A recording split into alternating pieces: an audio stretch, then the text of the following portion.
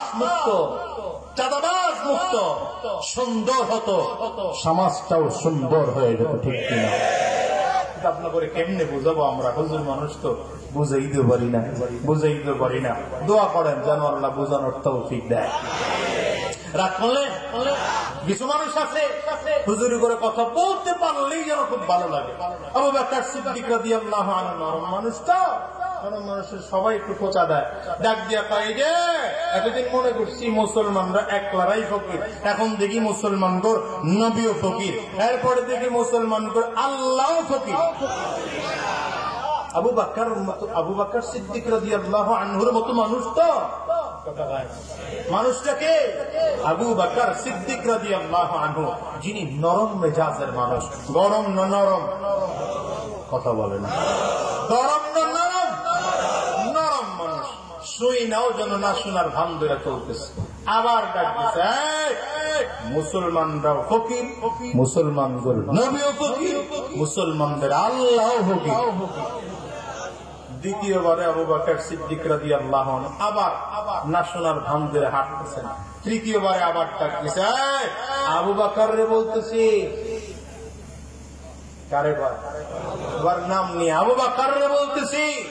আবু বকর নিজেও ফকির, আবু বকরের নবীও ফকির, আবু বকরের আল্লাহ ফকির। নরম মানুষ যদি একবার গরম হয় তাইলে কিন্তু ঠান্ডা করা বড় মুশকিল হয়ে যায়। কি কথা কন না কেন? হুজুর করে নরম পাইছো? নরম নরম মনে হয় না? নরম হুজুররা আছে, নরম থাকতে দাও, গরম বানাও না। গরম বানাইলে টিকতে পারবা না। আবু বকর সিদ্দিক রাদিয়াল্লাহু আনহু ঠান্ডা মানুষ গরম হয়ে গেছে, এক থাপ্পড় বসায় দিয়েছেন ইহুদির গালে।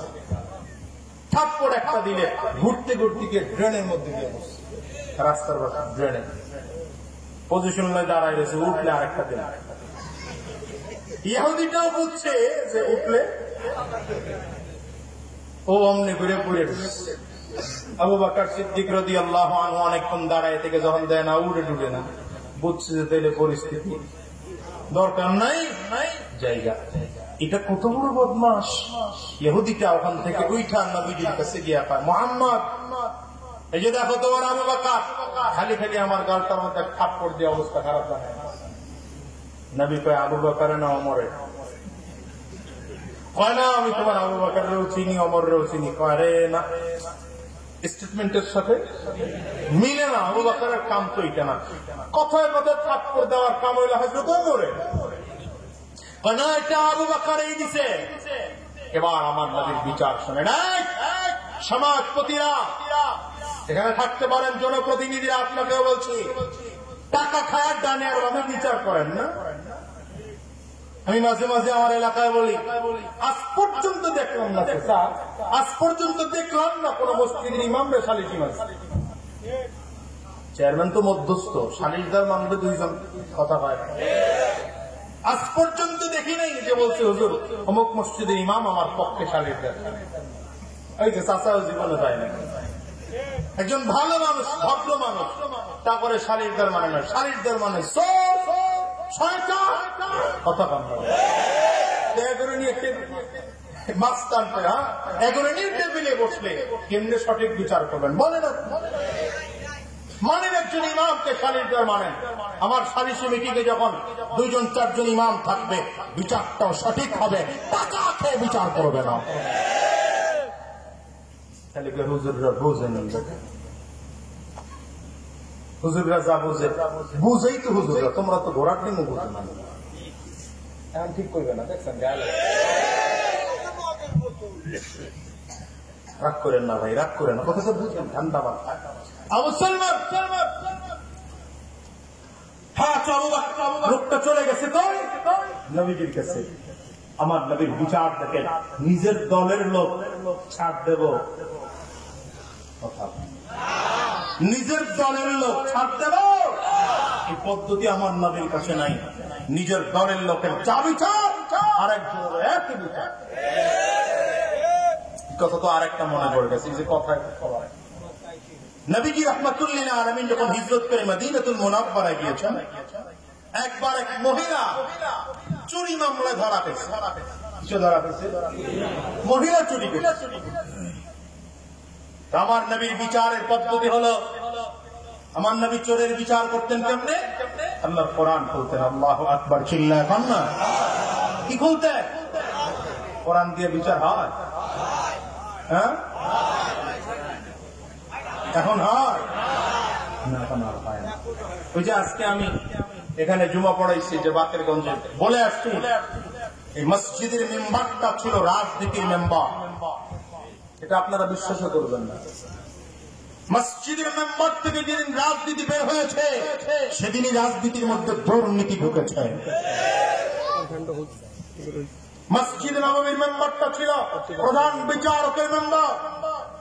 মসজিদের মেম্বার গুলো যদি বিচারকের মেম্বার থাকতো, টাকা খেয়ে বিচার করতো না।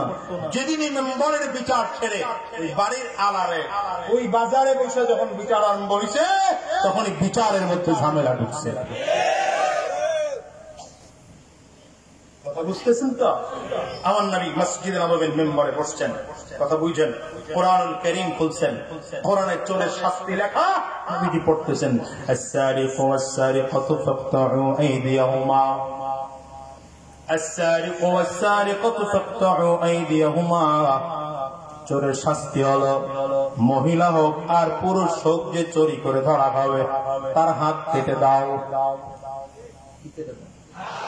নবীজি ফয়সালা দিয়ে দেবেন, সাহাবায়ে কেরাম বুঝে ফেললেন ফয়সালা আমার নবী দিয়ে দেবেন। ঘটনা চক্রে দেখা গেল মহিলাটা আমার নবীর বংশের মহিলা। আমার নবী যেই বংশের, মহিলাটাও ওই বংশের, কুরাইশ বংশের। সাহাবায়ে কেরাম চিন্তা করতেছে, নবীজির বংশের মহিলা যদি হাত কাটা যায় চুরির অপরাধে, এটা বিশাল বদনাম। ঠান্ডা মাথায় বুঝেন, যেমন করে হোক নবীজির কানে এটা দিয়ে পৌঁছেই তবে হুজুর মহিলার হাত টাত মাকে একটু শাস্তি কমায় দেয়। কে বলবে? আবু বকর সিদ্দিক, ভাই আমার দ্বারা সম্ভব না। আমার তুমি যাও না ভাই, এইটা সম্ভব না। ভাই আলী, তুমি দুই মেয়ের জামাই, এক মেয়ে মারা যাওয়ার পরে আরেক মেয়ে, ভাই সম্ভব না। হ্যাঁ ভাই আলী তুমি যাও না, আমার দ্বারাও সম্ভব না। হযরত ওসমানও পারে না, আলীও পারে না, কথা হয় না। সব মিলে সিদ্ধান্ত নিছে। নবীজির এক পাণ্ডব পুত্র ছিল যায়েদ, হযরত যায়েদ রাদিয়াল্লাহু আনহুর একজন ছেলে ছিল, নাম ছিল উসামা। আমার নবী এই নাতিটাকে খুব মহব্বত করতেন। হযরত হাসান হুসাইন রাদিয়াল্লাহু আনহুমাকে যেমন মহব্বত করতেন, এই উসামা বিন যায়েদকেও ঠিক তেমন মহব্বত করতেন। সবাই মিলে গিয়ে উসামারে বলছে, ছোট মানুষ, তুমি গিয়ে তোমার দাদু ভাই কানে কানে গিয়ে বলো, যারে শাস্তি দিতেছেন সে কিন্তু আপনার বংশে, তো কমায় কমায় দেওয়া যায় কিনা। কিতাবে লিখছে হযরত উসামা মানুষের খাপ করে করে করে করে একদম মেম্বরের উপরে উঠা আমার নবীর কোলে বৈশা দুই দিক থেকে ঠ্যাং দুই দিকে দিছে। নবীজির পেটের সাথে পেটটা লাগায়া নানার নাতির মোহাব্বত একদম আমার নবীর কানের কাছে মুখটা পৌঁছেছে, কেউ যেন না বুঝে। কানে কানে গিয়ে বলতেছে, দাদু ভাই, যেই বংশের মহিলারে হাত কাটার ফয়সালা দিতে চাচ্ছেন, কিন্তু আপনার বংশের। আল্লাহু আকবার, আল্লাহু আকবার। আমার নবীর বিচার দেখেন, মুসলমান, নবীজির বিচার দেখেন। হযরত যায়েদ উসামা রাদিয়াল্লাহু আনহু বাচ্চা মানুষ, যাকে আমার নবী কলিজা কেটে দেওয়ার মতো ভালোবাসে, কলিজা চেয়ে বেশি ভালোবাসে, সেই যায়েদকে উসামা রাদিয়াল্লাহু আনহুকে দুই হাত দিয়ে ধরে এক পাশে দাঁড় করায়া আমার নবী দাঁড়িয়ে গিয়েছেন। নবীজির চেহারা লাল হয়ে গেছে, চোখের মধ্যে মনে হয় যেন রক্ত জমে গেছে। নবীজির রাগের কারণে থরথর করে কাঁপতেছেন। একবার নয়, তিনবার করে বলেছেন, কে পাঠিয়েছে উসামাকে, কে পাঠিয়েছে উসামাকে, কে শিখে পাঠিয়েছে উসামাকে, সে দাঁড়াও। পুরো ময়দান স্তব্ধ হয়ে গেছে, কেউ দাঁড়ানোর সাহস পায় না, কেউ দাঁড়ানোর সাহস পায় না।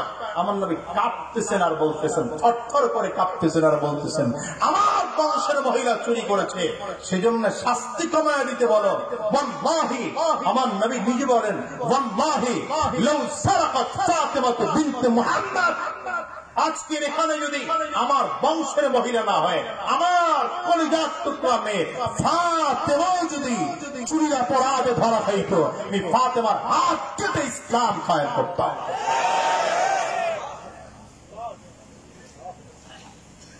এটা ইসলাম নিয়ম। দলের লোক 14 গুণ মাপ।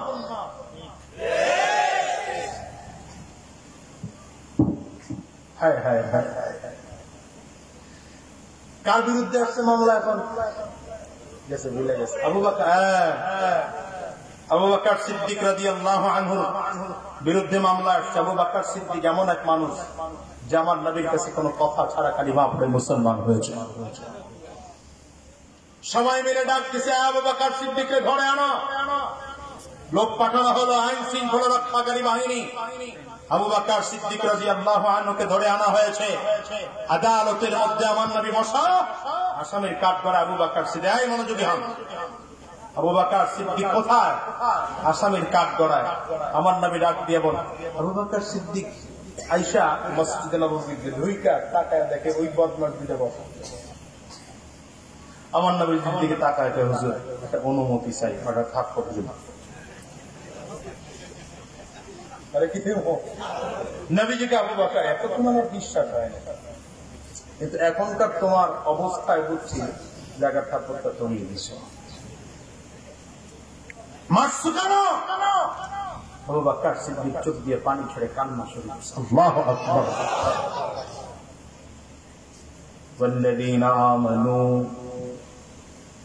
والذين آمنوا أشد حبا لله। رب كريم ডেকে বলেন, সবচেয়ে মুমিনরা আমার আল্লাহ বলেন, মুমিনরা আমি আল্লাহকে সবচেয়ে বেশি ভালোবাসে। আমার নবী বলেন, লা ইউমিনু আহাদুকুম হাত্তা আকুনা আহাব্বা ইলাইহি মিন ওয়ালিদিহি ওয়া ওয়ালাদিহি ওয়ান নাসি আজমাইন। আমার নবী বলেন, যতক্ষণ পর্যন্ত তোমার বাবার চেয়ে, তোমার সন্তানের চেয়ে, তোমার পরিবারের চেয়ে, ভিন্ন হাদিসে আমার নবী কয়, এমনকি যতক্ষণ পর্যন্ত তোমার নিজের জীবনের চেয়ে আমি নবীকে বেশি ভালোবাসা দিতে না পারবা, ততক্ষণ পর্যন্ত পাক্কা ঈমানদার হতে পারবা না। নবী আমার পয়গম্বর আরবির দিকে তাকাইয়া আবু বকর সিদ্দিক বলেন, নবী আমার এই বদমাশটাকে মারবো না তো কি করব? ও আমারে ফকির বলে গালি দিছে, আমি ওরে মাফ করে দিছি, কিছুই বলি নাই। ও আপনাকে ও ফকির বলে গালি দেয়, আমি একবার দুইবার করে শুনেছি, কলিজা বড় কষ্ট লাগছে, দাঁত কামড় দিয়ে বড় নিজের রাগটা কন্ট্রোল করছে, আমি কিছু বলি নাই। ওকে পয়গম্বর ও আল্লাহকে ফকির বলে গালি দেয়, আমি আমার রাগ কন্ট্রোল করেছি, কিছুই বলি নাই, কিন্তু একবার মাফ করেছি, দ্বিতীয়বার মাফ করেছি, তৃতীয়বার আপনাকে আবার ফকির বলে গালি দেয়, আমার আল্লাহকে ফকির বলে গালি দেয়। ওরে আমি রাগ কন্ট্রোল করতে পারি নাই, একটা থাপ্পড় লাগাইছি, আপনারে গালি দিছে সেই অপরাধে, আমার আল্লাহরে গালি দিছে সেই অপরাধে আরেকটা থাপ্পড় লাগাইতে চায়। রাহমাতুল লিল আলামিন আস্তে করে ডাক দেয়, রে আবু বকর, আল বাইনাতু আলাল মুদ্দাঈ ওয়াল ইয়ামিনু আলা মান আনকারা। তোমাকে যে থাপ্পড় লাগাইছে, তুমি তোমার যে গালি দিছে, তোমার আল্লাহরে যে গালি দিছে, তোমার নবীরে গালি দিছে, যদি তুমি প্রমাণ করতে হয় এখানে সাক্ষী উপস্থাপন করতে হবে। সাক্ষী আসেনি? আবু বকর সিদ্দিক মাথা নিচের দিকে দিয়া কয়, পয়গম্বর আমার কেউ সাক্ষী না। বদমাশ ইহুদি কথার ধরন ঘুরে বেড়াইছে। মুহাম্মদ আমি আবু বকরের গালি দিছি, এইটাও ঠিক আছে, তোমারেও গালি দিছি, এটাও ঠিক আছে, কিন্তু আল্লাহরে গালি দিছি। জানে তো আল্লাহরে গালি দিছি, এটা যদি প্রমাণিত হয় তাহলে আমার নবীও ছাড়বে না। নবী আমার ডাক দিছি, আবু বকর এই লোকটা তো অস্বীকার করে সে নাকি আমারে গালি দিয়েছে, আর তোমারে নাকি গালি দিয়েছে, আমার আল্লাহরে তো গালি দেয় নাই। আবু বকর সিদ্দিক বললেন, পয়গম্বর অবশ্যই গালি দিয়েছে। নবী আমার ডাক দেয়, আবু বকর যদি গালি দিয়ে থাকে তাহলে তোমার কাজ হলো সাক্ষী লাগবে, দুইজন সাক্ষী যদি না পাও শাস্তির জন্য রেডি হয়ে যাও। আবু বকর সিদ্দিক রাদিয়াল্লাহু আনহু ডেকে বললেন, পয়গম্বর ওখানে ছিল দুইটা ইহুদি, আমার সাথে কেউ ছিল না, গালি দিছে শোনার মতো কেউ ছিল না, আমি তো কাউকে সাক্ষী অবস্থা আমল করতে পারবো না। আমার নবী ডেকে বললেন, আবু বকর এইরা শাস্তির জন্য রেডি হও। আবু বকর সিদ্দিক রাদিয়াল্লাহু আনহু ভয় না ভয় ডাক দিলেন, নবী আপনি যা শাস্তি দিবেন সব মেনে নেব, কিন্তু একটা রাত আমি সুযোগ চাই। সন্ধ্যা হয়ে গেল, মাগরিবের নামাজ আদায় করলেন আবু বকর, ইশার নামাজ পড়লেন। অন্যান্য দিনের মতো আবু বকর সিদ্দিক রাদিয়াল্লাহু আনহুর মুখের মধ্যে হাসি নাই, চেহারাটা মলিন, চক্ষুটা যেন ভিজা ভিজা অবস্থা। আস্তে আস্তে করে বাড়ির দিকে কদম বাড়ায়। আবু বকর সিদ্দিক রাদিয়াল্লাহু আনহুর যেন পায়ের নিচের থেকে মাটি সরে যাচ্ছে, সামনের দিকে কদম বাড়াইতে পারে না। বাড়িতে গিয়ে সবাইরে আলাদা রুমের মধ্যে দিয়ে আবু বকর সিদ্দিক রাদিয়াল্লাহু আনহু আলাদা রুমের মধ্যে আস্তে করে কিবলামে ভিতরে চায় নামাজটা বিছায়া দিয়া নামাজের মধ্যে দাঁড়ায় গেছে। 2-4 রাকাত নামাজ পড়ে মালিকের দরবারে কুদরতি হাত দুইটা উঁচা কইরা আস্তে করে ডাক দেয়, মালিক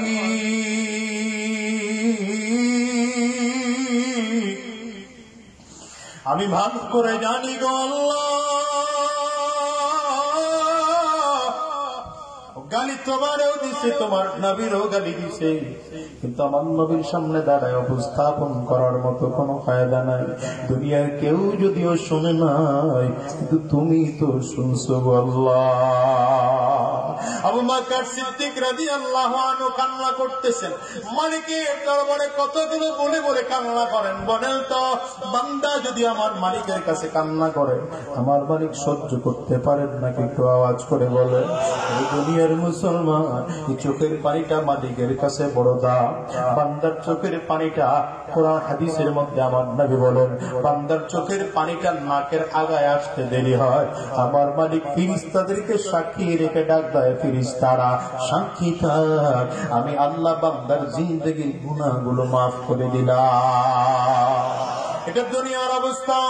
দুনিয়ার কোন ঘরের মধ্যে যদি আগুন লাগে নিবাইতে গেলে পানির প্রয়োজন হয়। আরে মুসলমান একটু হিসাব মিলান, দুনিয়ার ঘরে আগুন নিবাইতে গেলে যেমন পানির দরকার হয়, ওই কবরের মধ্যেও তোমার আমার গুনাহের কারণে জাহান্নামের আগুন, ওই কবরের মধ্যে আগুনগুলো ধাউ ধাউ ধাউ ধাউ করে করে জ্বলে, গুনাহের কারণে আগুন, নিজের অন্যায়ের কারণে আগুন গুলো জ্বলে। খোদার কসম করে বলে ওই আগুন দুনিয়ার কোন পানিতে নিভবে না। একটাই মাত্র চোখের পানি,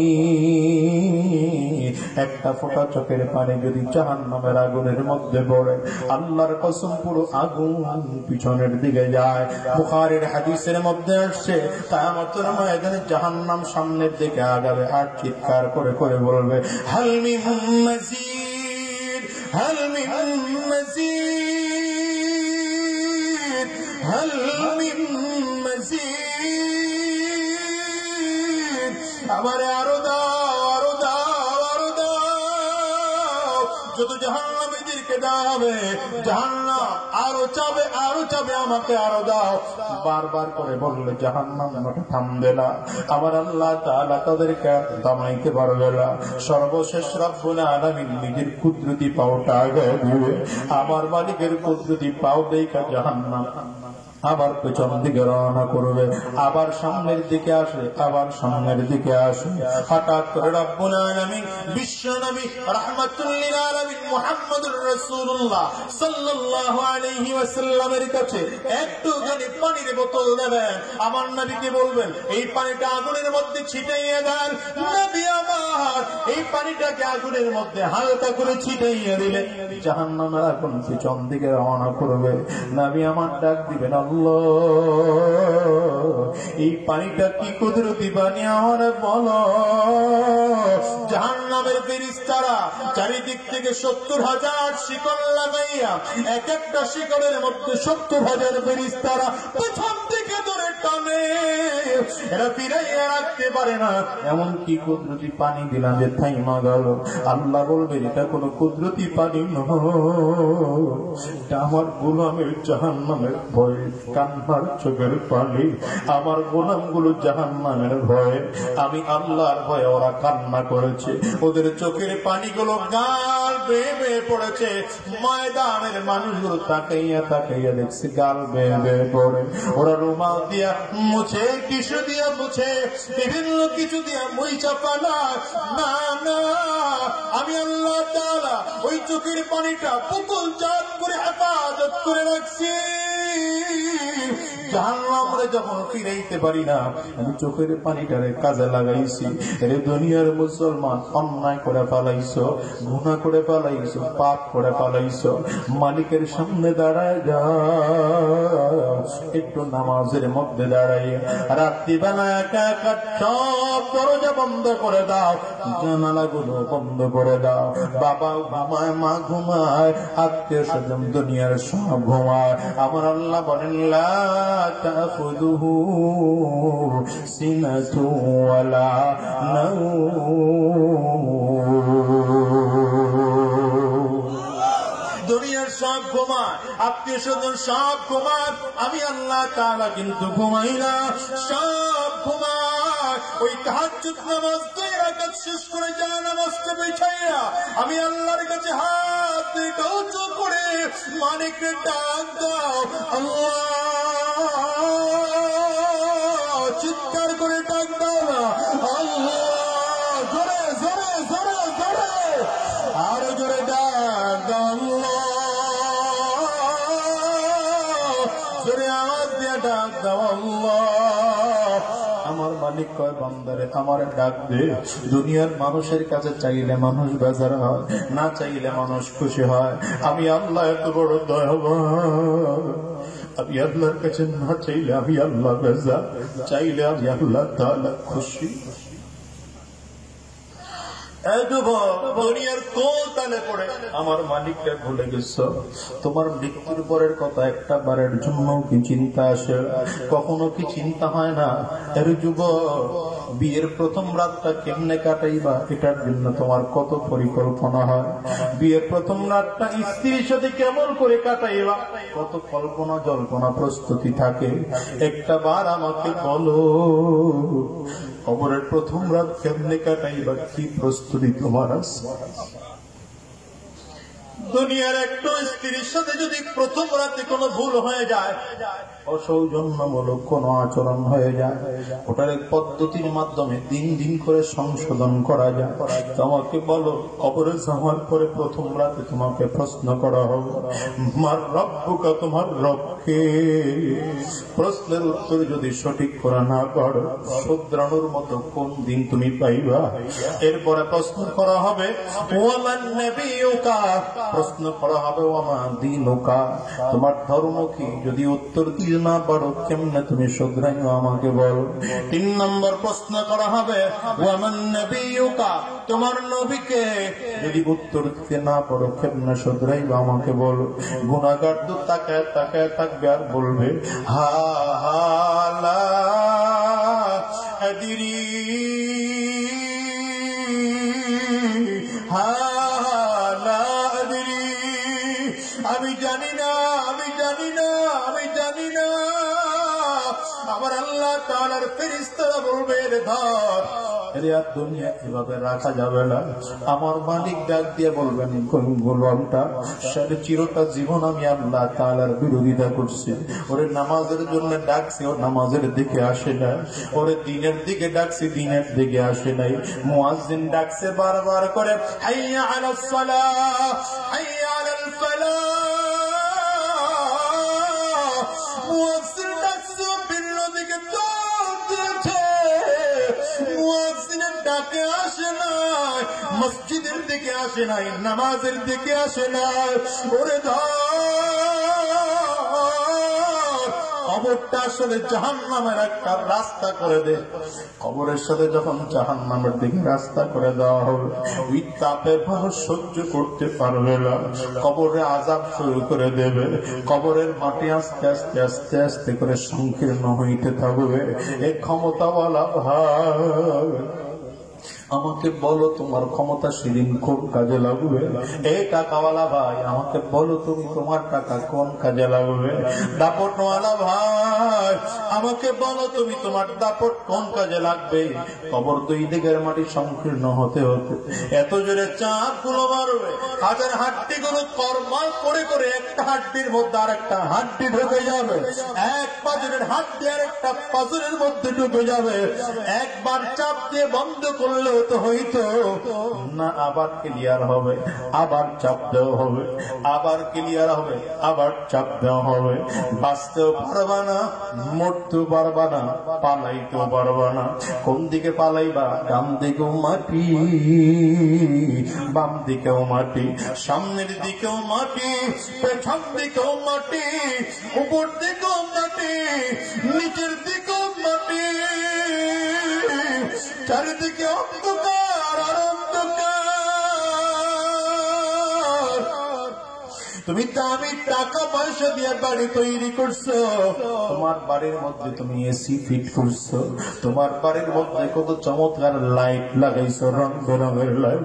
তোমার লাগানো লাইটটাই তোমার ভাই গিয়ে জ্বালায় ঘুমায় পড়বে, তোমার স্ত্রী ওই লাইটটা বন্ধ করে এসি জ্বালায় ঘুমায় পড়বে, তোমার আত্মীয় স্বজনরা ওই ঘরের মধ্যে বসে আরামায়েশ করবে। গতকালকে তুমি বাজার করছিলে, তোমার বাজারের টাকা খেয়ে তোমার আত্মীয় স্বজনরা চলবে, কেউ তোমার কথা 2-4 দিন পরে মনে রাখবে না। তোমার কবরের লাশ দিন দিন পচতে থাকবে, বলে হুজুর পচে যাবে, কোথা থেকে আযাব হবে? আরে ভাই, পচে গেলেও তো কোনো অসুবিধা ছিল না, যদি আযাব না থাকতো তাইলে কোনো সমস্যা ছিল না।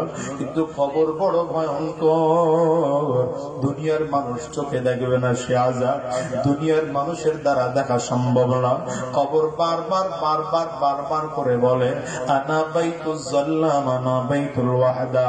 কবর প্রতিটা মানুষকে প্রত্যেকটা মুহূর্তে ডাক দিয়া দিয়া বলে, এরে গুনাহগার, এখনো গুনাহ ছেড়ে দাও, এরে অন্যায়কারী, এখনো অন্যায় ছেড়ে দাও, এরে বেনামাজি, এখনো নামাজ পড়ো, এরে সুদ করে এখনো সুদ খায়ও না, এরে ঘুষ করে এখন আর ঘুষ খায়ও না, এরে উল্টা পাল্টা বেপরদেব মহিলা, বেপরদেব পুরুষ এখনো পর্দা ছাড়া ছিল না। আমি কবর কিন্তু বড় ভয়ঙ্কর, আমি কবরের কাছে বাতিও নাই, বাড়িও নাই, গাড়িও নাই, সাথীও নাই, বলতে দুনিয়ায় কেউ নাই। আমি কবর বড় ভয়ঙ্কর, আমি কবর কাউকে চিনি না, কাউকে চিনি না। আমি কবর শুধুমাত্র চিনি আমল, যদি ভালো আমল করে আসতে পারো আমি কবর ভালো আচরণ করব, আর যদি কবর ভালো আর আমল করে আসতে না পারো আমি কবর দুই দিকের মাটি সংকীর্ণ হইয়া এত জোরে চাপ মারব, এক পাথরের হাড্ডি আর একটা পাশ দিয়ে নিয়ে পৌঁছে দেব। একটা বারের জন্য ঠান্ডা মাথায় হিসাব মিলাও, বারবার করে চিন্তা করো। রমজান মাস শেষ হয়ে গেল, রমজানের পরে শাওয়াল মাস চলতেছে, কখনো কি হিসাব মিলাইছো? নবী আমার বলেছেন যে ব্যক্তি রমজান মাস পাইল, গুনাহ মাফ করাইতে পারলো না, বাকি 11 মাসেও কপাল পোড়ায় গুনাহ মাফ করাইতে পারবে না। রমজান তোমার আমার কাছ থেকে বিদায় হয়ে গেল, তুমি আর আমি এখনো গুনাহ মাফ করাইতে পারলাম না। একটা বারের জন্য কি হিসাব মিলাইছো? তুমি আর আমি কত কপাল পোড়া। ওই হযরত ওমর রাদিয়াল্লাহু আনহু, যিনি নবীজির জামানে জান্নাতের সার্টিফিকেট প্রাপ্ত সাহাবী, নবীজি যাকে দ্বিতীয় নম্বরে জান্নাতের শুভ সংবাদ দিয়েছেন, সেই ওমর রাদিয়াল্লাহু আনহুর মতো মানুষ ঈদের নামাজ পড়ে লোকজন আসছে তার বাড়িতে দেখা করার জন্য। আমিরুল মুমিনের সাথে দেখা করবে, রাষ্ট্রপ্রধানের সাথে দেখা করবে। হযরত ওমর দরজা বন্ধ করে চিল্লায় চিল্লায় কাঁদে, এত জোরে কান্না করে দরজার বাহির থেকে কান্নার আওয়াজ শোনা যায়।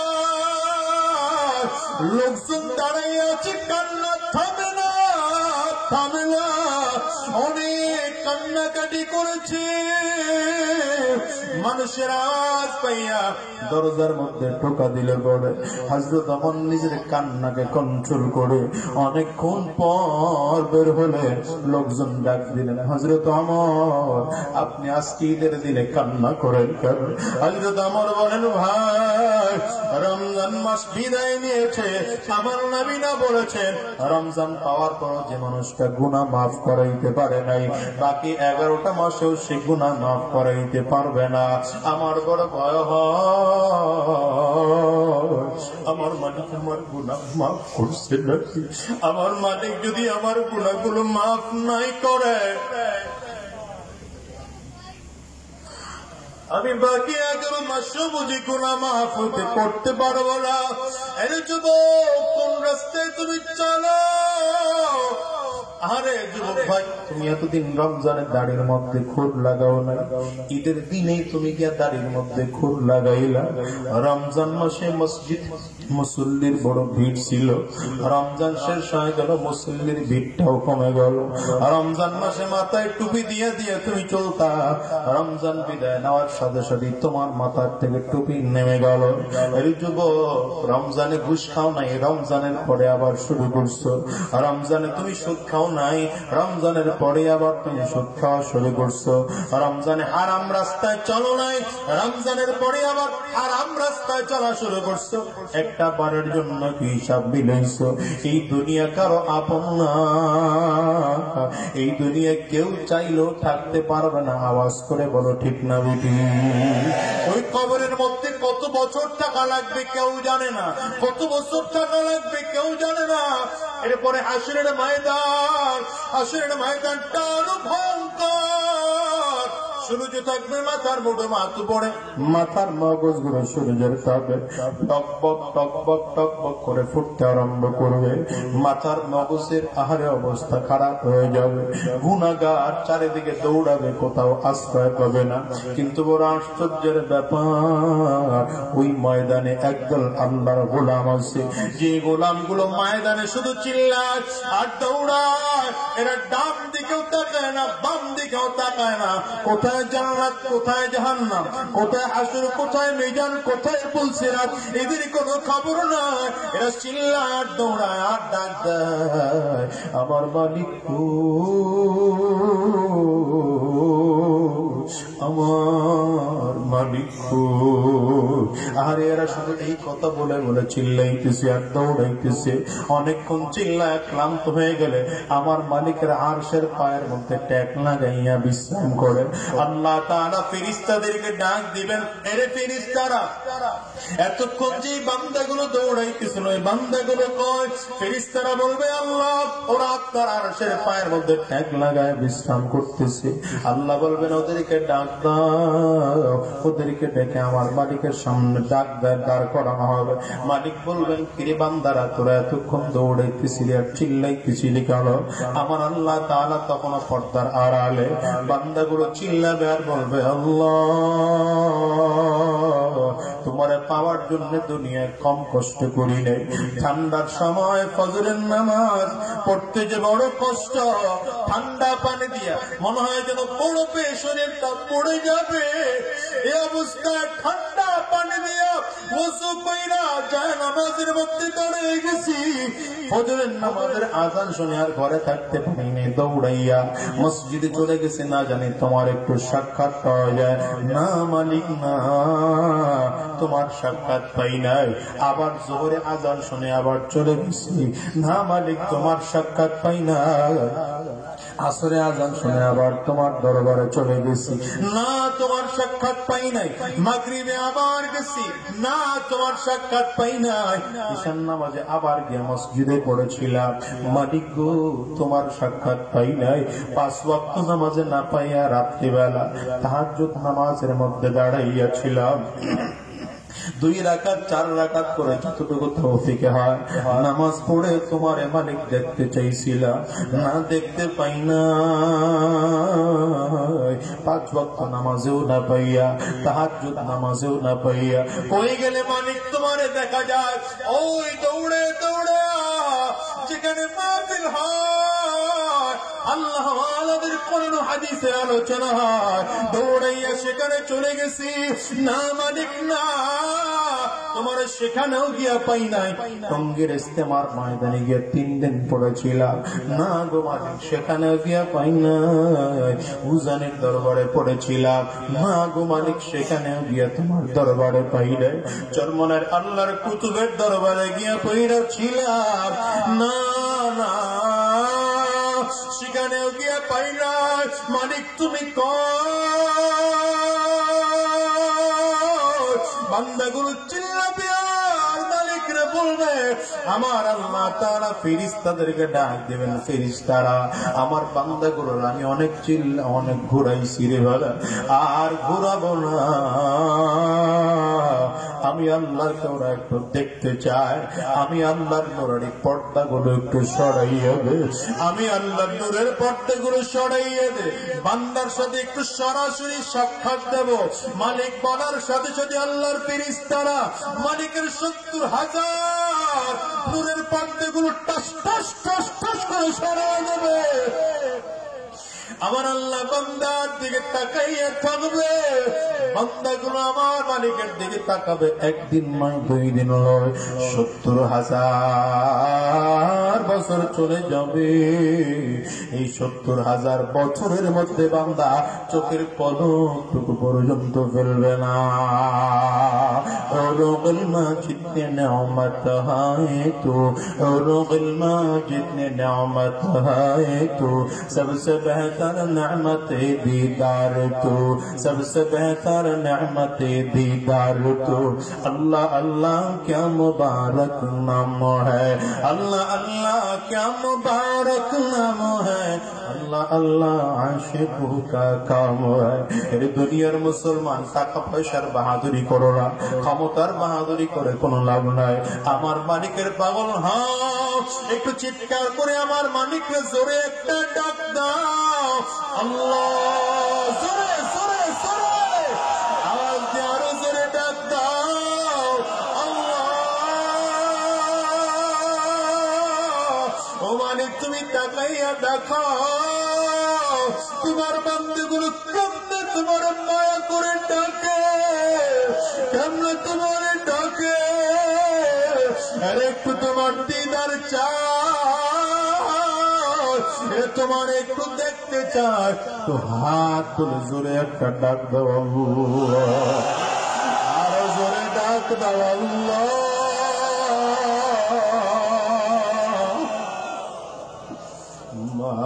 মাওলারে ইশকি চলে আগু নিভাইলে যে নিভে না জল পুরে চাই হইল এই যে পাগলের সিনা জল পুরে চাই হইল এই যে পাগলের সিনা কলা মাওলার ইশকে জানে আগু নিভাইলে যে নিভে না জ্বলে পুরে ছাই হইল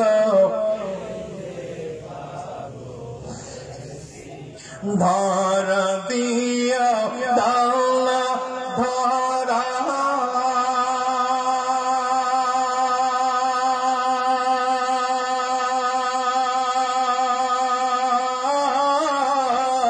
কাছে থেকে দাওলা সারা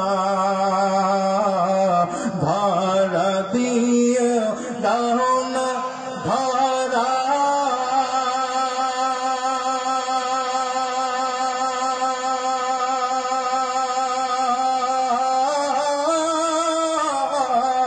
কাছে থেকে দাওনা সারা আমার বুকেতে বইছে খরা, এই বুকেতে বইছে খরা, না পারি যাত না জল পুরে ছাই হয়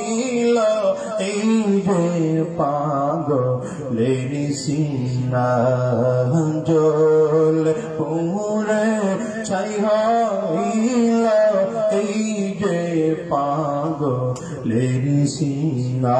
এই দুনিয়ার মুসলমান পাগল হতে হলে হবে কবর হব কার, পাগল হলে হব কার,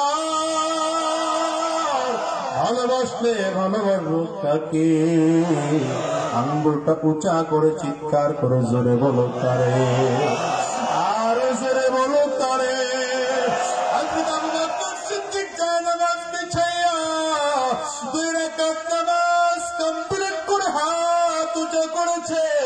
আর ডাক্তার মালিক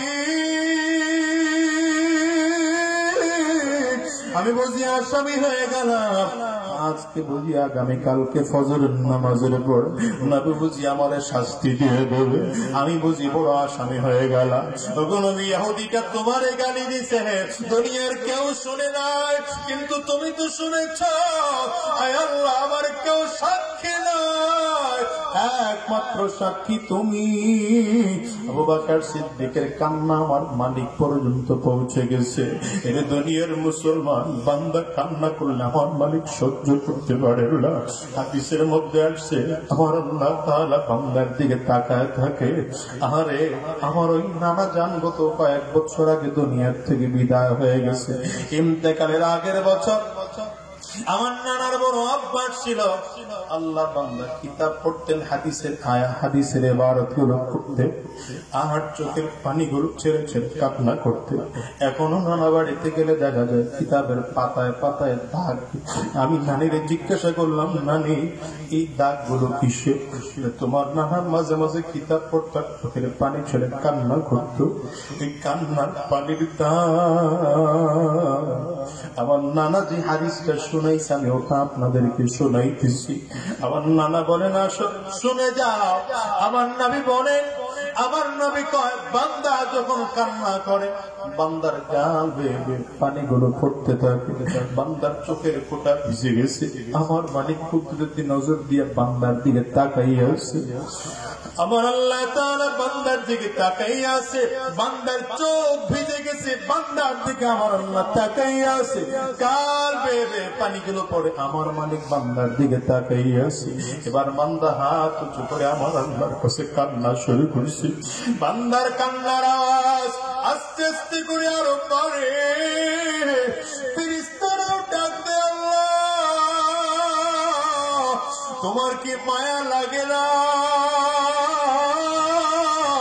তোমার এই বান্দারা জাহান্নামের ভয়ে কাঁদে, কবরের আযাবের ভয়ে না কাঁদে, তুমি বান্দারে কি মাফ করতে পারো না? আমার আল্লাহ বলেন, রে ফেরেশতারা, তোরা তো মানুষটারে বানাও না, আমি আল্লাহ মানুষকে বানাইছি, কিন্তু বান্দা যখন কান্না করে আমার কাছে বড় ভালো লাগে। বান্দার গাল বেয়ে বেয়ে যখন চোখের পানিগুলো পড়ে আমি আল্লাহর চক্ষু দিয়ে তাকায় দেখতে বড় ভালো লাগে।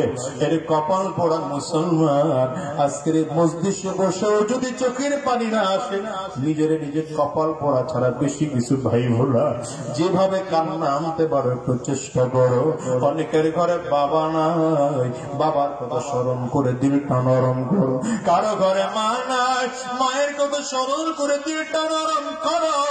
নিজের গুনাহের কথা স্মরণ করে করে দিলটা নরম করে বলাও। আর নিজের কত আমলের কোথায় আছে এগুলোর কথা স্মরণ করে করে দিলটা নরম করে বলাও। আমি তো প্রায় বলে রে যুবক, এই মাহফিলটার মোনাজাত করে দিলে হয়তো বাসায় যাইবা, দরজায় টোকা দিবা, তোমার মা দরজা বলবে আমি আজাদের ঘর, কিন্তু আমার মা না। বাসায় গিয়ে দরজায় টোকা দিলে আমার মা কিন্তু দরজা খুলবে না রে ভাই।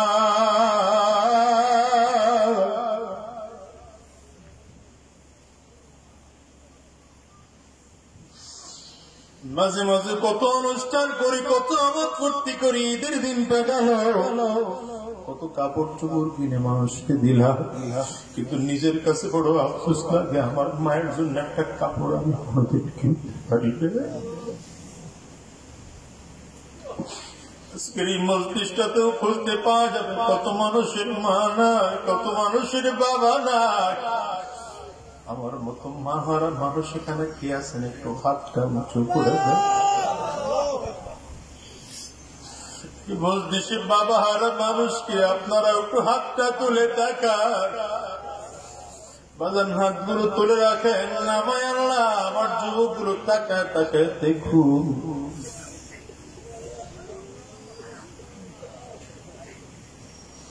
মাহারা মানুষগুলো কেমনে কান্দে। এই যুবক গানের ভাবে টাকা এতগুলো মানুষ হাত তুলেছে। এদের কারো চোখে কোটা পানি, কারো কাল বেবে পানিগুলো পড়ে। এদের অনেকের মা নাই, কারো বাবা নাই, কারো আব্বা আম্মা দুজনের কেউ নাই। দিলটাকে নরম করে পালাও, চোখ দিয়ে পানিগুলো পালাও। আমার মালিক ডাক দেয়। নবী আমার হাদিসের মধ্যে বলে, বান্দা যখন কাঁদতে থাকে আমার মালিক কুদরতি নজর দিয়ে তার গালের দিকে তাকায় থাকে। বান্দা যখন কান্না করতে করতে আওয়াজ বাড়াইয়া দেয়, চিল্লা চিল্লা কাঁদে, আমার মালিক ফেরেশতাদেরকে ডাক দেয়, এর ফেরেশতা সাক্ষী থাক, আমি আল্লাহ তাআলা বান্দার কান্না সহ্য করতে পারি না। আমি আল্লাহ তাআলা বান্দা জিন্দেগির গুনাহ সব মাফ করে দিলাম। আজকে আবু বকর সিদ্দিক রাদিয়াল্লাহু আনহু কান্না করে, আমার মালিক কিন্তু সহ্য করতে পারে না। আজকে কান্না করতে করতে রাত কোন দিক থেকে পার হয়ে গেছে আবু বকর সিদ্দিক টের পায় না। ফজরের আযান দিয়ে ফেললেন বিলাল। আবু বকর সিদ্দিক রাদিয়াল্লাহু আনহু মসজিদে নববীতে চলে আসছে। চোখের পানি মোটে থামে না, চোখ দুইটা ফুলে গেছে, লাল হয়ে গেছে। কেউ আবু বকর সিদ্দিক রাদিয়াল্লাহু আনহুর দিকে তাকায় স্থির থাকতে পারে না। সব সাহাবীদের মুখটা ভেজা, কারো মুখে আজকে হাসি না। ফজরের নামাজের পরে আবু বকর সিদ্দিক আসামের কাজ করায় দাঁড়াইয়া যাবে। আহারে ফজরের নামাজ হয়ে গেল, সব সাহাবীরা মসজিদে নববীতে বসে আছে। আমার নবী মেম্বরের মধ্যে বসা, ইহুদি দুইটা এসে দাঁড়ায় গেছে।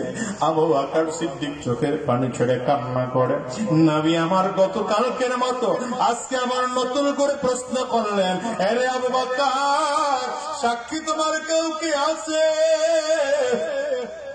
আবু বকর সিদ্দিক মাথাটা নিচের দিকে দিয়ে ডাক দিলেন, পয়গম্বর আমার কি আর সাক্ষী থাকবে? আমার তো কেউ সাক্ষী না। ইহুদি গালি দিছে, আমি ছাড়া ওখানে মুসলমান কেউ ছিল না। আবু বকর সিদ্দিক রাদিয়াল্লাহু আনহু কথা বলতে বলতে হঠাৎ করে বইলা ফেলাইছেন, নবী আমার দুনিয়ার কেউ সাক্ষী না, আমার সাক্ষী হলেন আমার আল্লাহ। নবী আমার ডাক দেয়, আবু বকর এভাবে আবেগ দিয়ে ইসলাম চলে না। আমার নবী ডেকে বললেন, আবু বকর সাক্ষী যদি দিতে না পারো, যেই শাস্তি তোমার জন্য নির্ধারিত হবে শাস্তিটা গ্রহণ করার জন্য রেডি হও। আমার নবীর কাতেব সামনে বসা। নবী আমার আঙ্গুলটা দিয়ে কাতেবকে ইশারা করবেন, লেখককে ইশারা করবেন। আঙ্গুলটা আমার নবী তুললেন। হঠাৎ করে আমার নবী দেখেন পেছন দিক থেকে কে যেন নরম হাত দিয়া আমার নবীর শাহাদাত আঙ্গুলটাকে বড় নরম করে চেপে ধরছে। আর ডাক দেয়, নবী আমার আগে শাস্তি দিয়েন না, নির্দেশ দেওয়ার আগে আমার আল্লাহর আয়াত শুনে না। আল্লাহু আকবার চিল্লায় রাহমাতুল লিল আলামিন পেছন দিকে তাকায় দেখে জিবরিল এসে হাজির। ডাক দে, ভাই জিবরাইল কি হলো বলো না। বলে, আবু বকর আপনি শাস্তি দেবেন তো, দেওয়ার আগে আগে আমার আল্লাহর আয়াতটা একটু শুনে নেন। আল্লাহ তাআলা আয়াত দিয়ে আপনার কাছে পাঠিয়েছে, লাকাদ সামিআ আল্লাহু কাওলাল্লাযীনা ক্বালু ইন্নাল্লাহা ফাকীরুন ওয়া নাহনু আগনিয়া। আমার আল্লাহ তাআলা সাক্ষী দিয়ে পাঠাইছে, পয়গম্বর এই দুনিয়ার মুসলমান আমার নবীর কাছে আল্লাহ তাআলা আয়াত নাযিল করে পাঠাইছে, পয়গম্বর আপনি রাগ করবেন না, আপনি আবু বকর সিদ্দিকের রায় দেওয়ার আগে আগে আয়াত শুনে নেন। দুনিয়ার কেউ সাক্ষী আবু বকরের না, কিন্তু সাক্ষী কেউ না থাকলেও আমি আল্লাহ কিন্তু শুই না বালাইছি। বান্দার যখন কেউ থাকে না তখন থাকেন কে? চিল্লা আর জোরে কও। বান্দার যখন কেউ থাকে না তখন থাকেন কে? আর জোরে বলো কে? আরে আঙ্গুলটা উঁচা করে চিল্লা কও না।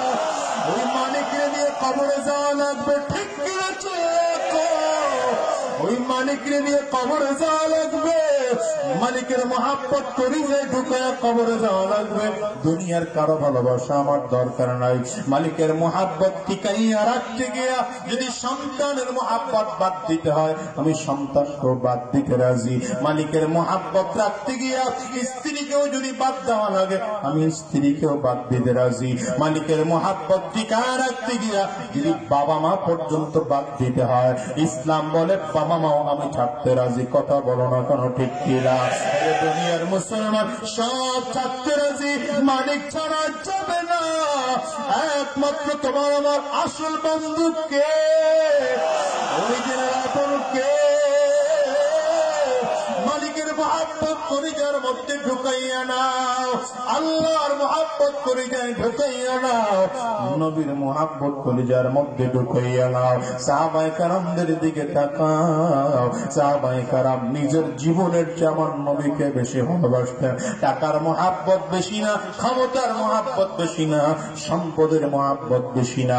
ওই যে হযরত উকবা রাদিয়াল্লাহু আনহু বদরের ময়দানে যাওয়ার জন্য যখন যুদ্ধের নামগুলো লেখা হচ্ছে, আবু হযরত উকবা রাদিয়াল্লাহু আনহু দাঁড়ায় গেছে, পয়গম্বর আমার নামটা আপনি যুদ্ধের ময়দানে লিখে নেন। নবীজির সাথে হযরত উকবা যুদ্ধে চলে গেলেন। হযরত উকবা রাদিয়াল্লাহু আনহুর মাত্র 7 বছরের একটা ছোট্ট বাচ্চা ছিল।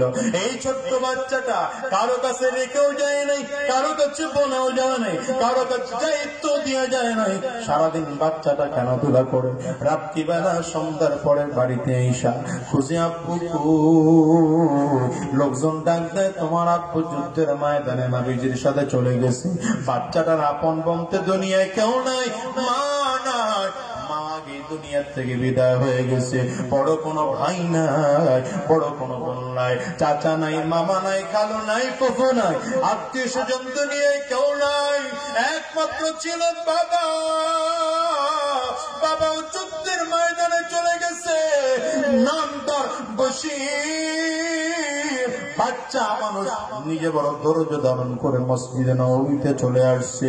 মসজিদে নববীর বারান্দায় রাত্রিবেলায় ঘুমায়। মানুষ খানা দিলে খায়, মানুষ খানা না দিলে না খায়। আবু বকর আহারে মুসলমান বশীর বাচ্চা মানুষ দিনের বেলা হলে মসজিদে নববীর ওই বারান্দায় দাঁড়ায় থাকে। মাঝে মাঝে গলির মধ্যে গিয়ে দাঁড়ায়, যুদ্ধ কবে শেষ হবে, আমার নবী কবে সাহাবায়ে কেরামদেরকে নিয়ে বাড়ি ফিরবে, আমি আব্বুর ছাড়া ঘুমাইতে পারি না, আমার আব্বুর চেহারাটা কবে একটু দেখবো। লম্বা কথা মুসলমান, যুদ্ধ শেষ হয়ে গেল। সাহাবায়ে কেরাম মসজিদে নববীর দিকে আগাইতেছে। বশীর খবর পায় দৌড়ায় চলে গেছে।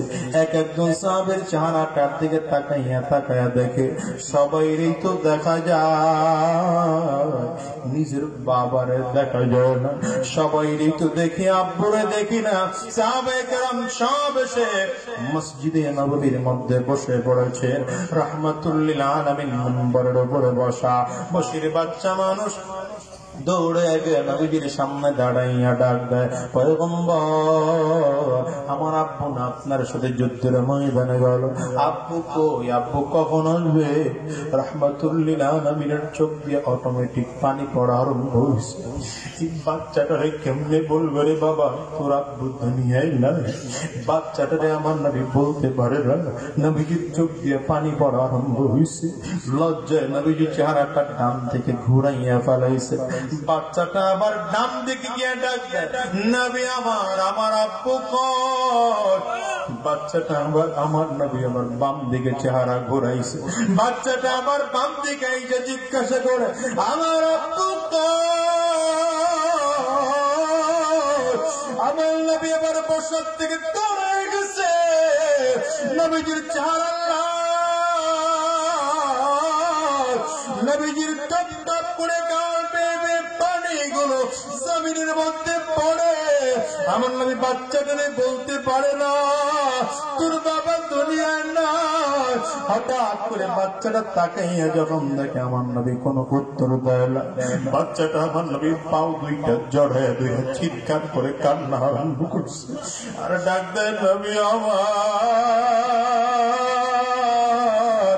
আমার আব্বু না আপনার যদি যুদ্ধের ময়দানে গেল আপনার বারবার করে প্রশ্ন করি আপনি উত্তর দেন না, শুধু কান্না করে আমার আব্বু কয় আমার আব্বু কয় আমার আব্বু কয়। বাচ্চাটা দিকে তাকাইয়া আমার নবী চোখের পানি ধরে ছেড়ে কান্না করে আর ডাক দেয় বসি আমি তোরে কেমনে বলবো তোর আব্বা দুনিয়া না জান্নাতে শহীদ হয়ে চলে গেছে। বাচ্চা মানুষ বসি কান্নার আওয়াজ আরো বেড়ে গেছে আর ডাক দেয় নবী আমার আব্বু এটা কেমন কাজ করলো? আমি তো মাত্র একা মানুষ, আমার ঘরে মা নয়, আমার আত্মীয় স্বজন বলতে দুনিয়ায় কেউ না, আমার আপন বলতে দুনিয়ায় কেউ নাই, আমি বড় একা। তখন নবী আমার আব্বুর হাত ধরে ধরে আপনার কাছে আসতাম, আব্বুর আপনার পেছনে আব্বুর সাথে দাঁড়াইয়া আসরের নামাজ মাগরিবের নামাজ পড়তাম। আমি আব্বুর ছাড়া ঘুমাইতে পারি না, রাত হলে আমি আব্বুর বুকের উপরে মাথা রেখে ঘুমাইতাম। আমি একা গোসল করতে পারি না, আমার আব্বু আমারে গোসল করাইয়া দিত। আমি খাইতে পারি না, আমার আব্বু আমারে খাওয়াই দিত। আমি কাপড় পরতে পারি না, আমার আব্বু আমারে কাপড় পরাইয়া দিত। নবী আমার আব্বু আমার আব্বু দুনিয়ার থেকে বিদায় হয়ে গেল, যুদ্ধে যাওয়ার সময় আমাকে ভুলেও যায় না। বারবার করে বললে আমার নবীও নিজের কন্ট্রোল রাখতে পারেন না, কারণ বশিরও যেমন ইয়েতিম আমার নবীও কিন্তু তেমন ইয়েতিম। বশিরের দিকে তাকাইয়া আসতে করে আমার নবী ডাক দেয় আরে বশির তোর যেমন মা নাই তোর যেমন বাবা নাই, আমি মুহাম্মদের কিন্তু বাবা নাই আমারও কিন্তু মা নাই। আরে দুনিয়ার মুসলমান আমার নবী মায়ার নবী হাত দুইটা বাড়া দিয়া আস্তে করে ডাক বাইরে বসিরা আমি নবীর কোলে আমি তোর বাবার জান্নাত থেকে ফিরে আইনা দিতে পারবো না, তবে আমি নবী তোর কাছে ওয়াদা করলাম যতদিন এই জমিনে বেঁচে থাকবো বাকি জিন্দিগির জন্য আমি তোর বাবা হয়ে গেলাম। মুসলমান এই জন্য বলি মহাব্বত ঢুকাও, তোমার নবীর মহাব্বত কলিজার মধ্যে ঢুকাও। সম্পদের মহাব্বত নয়, টাকা পয়সার মহাব্বত নয়, আমার নবীর মহাব্বত করে কলিজার মধ্যে দ্বীনের মহাব্বত ঢুকাও। কুরআন সিরার মধ্যে ঢুকানোর ফিকির লাগাও। আমার নবীর মহাব্বত করে মাথার মধ্যে টুপি লাগাও, নবীর মহাব্বত করে আর দাড়িটার মধ্যে খুর লাগাও না। নবী আমার কয় মান কাতাআ লিহিয়াতি ফাকাদ কাতাআ উনুকি, যে ব্যক্তি দাড়ির মধ্যে খুর লাগাইলো সেজন্য আমি নবীর ঘাড়ের মধ্যে খুর লাগাইলো। সাবধান যুবক, আজকের এই ময়দানে ওয়াদা করে যাও, উল্টো রাস্তায় চলো না। হুজুরের মতো ব্যক্তিকে তোমাদের সামনে পাইছো, এই তো চলে আসবেন, খানা শেষ করে চলে আসবেন। আরে মুসলমান তোমাদের কাছে বলে যায় এই মানুষটার হাতে জীবনের তরে একটু তওবা করে বিদায় হইবা, আর দাড়ির মধ্যে খুর লাগাবো না, আর মাথার টুপিটারে ছাড়বো না, আর জুব্বাটারে বাদ দেবো না, শয়তানের রাস্তায় আর চলবো না, বদমাশি রাস্তায় আর চলবো না, আর উল্টা পাল্টা কাজ করবো না। এতদিন যারা ঘুষ খাইছো আর ঘুষ ঘুষের রাস্তায় চলবো না। এতদিন যারা সুদের ব্যবসায় জড়িত ছিল আর সুদের ব্যবসা করবা না। এতদিন যারা বদমাশি কাজ করেছ এর যুবক পায়ে হাত দিয়ে বলে যায় এই দুনিয়ার চিরজীবন না। মোটর সাইকেল অ্যাক্সিডেন্ট করে ঈদের মধ্যে কত মানুষ দুনিয়ার থেকে বিদায় হয়ে গেল। আজকেও পত্রিকার নিউজ পাইলাম 22 জন মানুষ মোটর সাইকেল অ্যাক্সিডেন্ট করে মারা গেছে। হিসাব মিলাইয়া দেখো কেউ দুনিয়া আপন না। তুমি আর আমিও দুনিয়া থাকতে পারবো না। দুনিয়াটা বড় এই দুনিয়ার যত আপন বানাইতে চাইবা দুনিয়া তত তোমার পর করে ফেলবে। দুনিয়ার পিছনে যত মেহনত করবা দুনিয়া তোমাকে তত তুচ্ছ বানাইয়া ফেলাইবে। বাড়ি করবা, গাড়ি করবা, টাকা পয়সা জমাইয়া ফেলাইবা, সব তোমার থাকবে। সন্তান ভোগ করবে, আত্মীয় স্বজন ভোগ করবে, ব্যাংকের টাকা ব্যাংকেই পড়ে থাকবে, বাড়ি গাড়ি সব কিছু পড়ে থাকবে। তুমি কবরে মাত্র একা ওই মৃত্যুর কথা স্মরণ করে মালিকের কাছে ওয়াদা করে যাও, আয় আল্লাহ উল্টো পাল্টা কাজ আর করবো না, আর শয়তানের রাস্তায় চলবো না, আর উল্টো পাল্টা রাস্তায় চলবো না। মালিক তোমার রাস্তায় চলবো, তোমার দিনের পথে চলবো। আল্লাহ দাড়ির মধ্যে আর করে লাগাবো না, মাথার টুপিটা আর ছাড়বো না, লম্বা জুব্বা আর ছাড়বো না, দিনের পথ ছাড়া উল্টা পথে চলবো না। কারা কারা রাজি আছো দুইটা হাত তুলে একটু আমার আল্লাহরে দেখাও। একটু চিৎকার করে জোরে ডাক দাও আল্লাহ। আওয়াজ দিয়ে জবান খুলে জোরে ডাক দাও আল্লাহ। আর জোরে আল্লাহ, জোরে জোরে চিল্লা বলো আল্লাহ।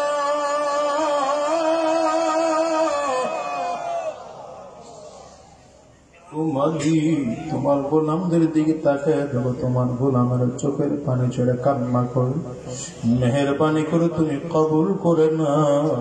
আজকের মাহফিলটাকেও কবুল করে দাও। চিৎকার করে বলো আমিন, আওয়াজ করে জোরে বলো আল্লাহুম্মা আমিন। হাতগুলো নামান। আপনার একটু রাগ করছে, রাগ একটু বেশি হয়ে গেছে। হুজুর চলে আসছেন, খানা খাইতেছেন, খবর আসছে একজন লোক উঠবেন না। খানা শেষ হলেই হয়তো 2-4 মিনিটে চলে আসবেন। 5টা মিনিট আপনাদের কাছে চাই, রাজি আছেন? উঠবেন না তো কেউ?